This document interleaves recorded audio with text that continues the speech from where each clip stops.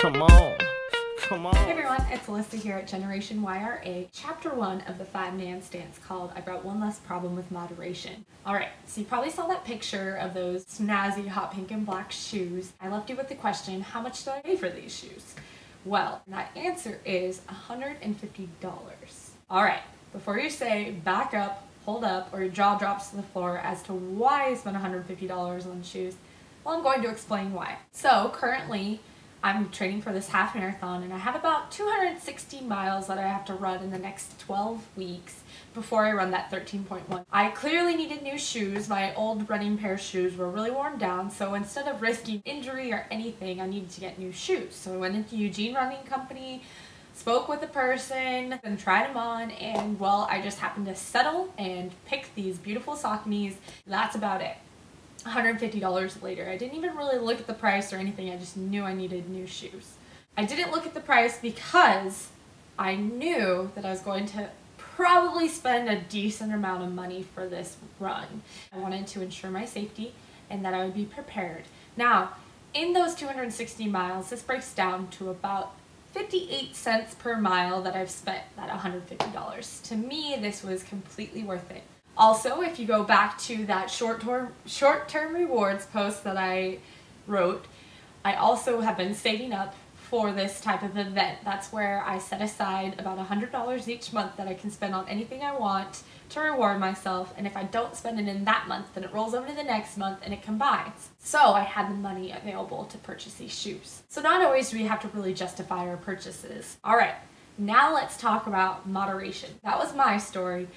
But, of course, when it comes to personal finances, not one size fits all. I'll say this time and time again, all of us are in different places of life. Some of us are still students, some of us are working in that corporate job, some of us are entrepreneurs. We got a whole array of different roles and tasks and jobs that we're taking on right now, and so our finances are going to call for different things, especially when we live in different cities. For me, I'm fortunate to live in Eugene, that's a big city, but the cost of living is definitely less expensive than if I were in Portland. So, here is moderation. Moderation is something we've grown up always learning about. You can eat sugar in moderation, you should work out in moderation, you should only watch TV in moderation, etc., etc. So this can also apply to spending. We don't want to spend too much, we don't want to spend too little or be too strict, so we want to find that moderate part that we're spending money on and is applicable to us in our own life and our own story. So, my question to you is, what is moderation considered to you?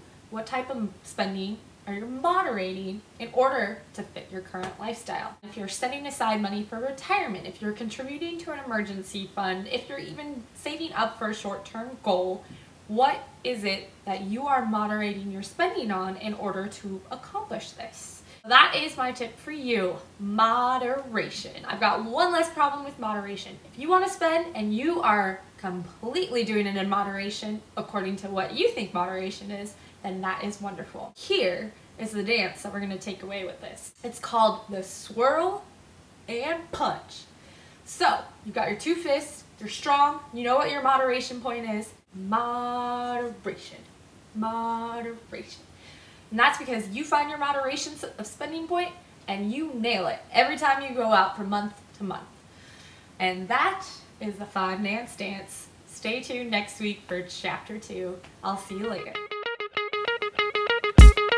Come on. Come on.